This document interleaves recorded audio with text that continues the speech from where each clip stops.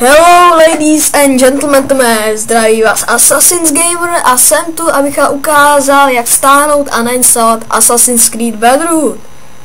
Nejprve si zapneme tady. Odkaz budete mít v popisku videa, dáte získat tento torrent a musíte mít samozřejmě torrent, abyste to mohli nainstalovat. Pak se vám to nainstaluje. Otevřete si to, já už to teda mám. Dáte si tady a musíte mít i Diamantus. Pak se vám otevře tady. Dáte spustit Autorun.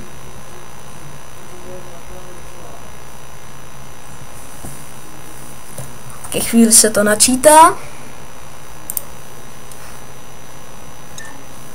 Pak dáte nainstalovat. Já už to mám, jak vidíte, takže už to můžu hrát. No,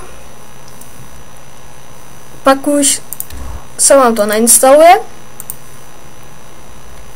Otevřete si to, kam se vám to uložilo. Já to mám teda tady. A pak si ještě otevřete počítač. A jak tady máte tohle, tak si dáte pravým a otevřít.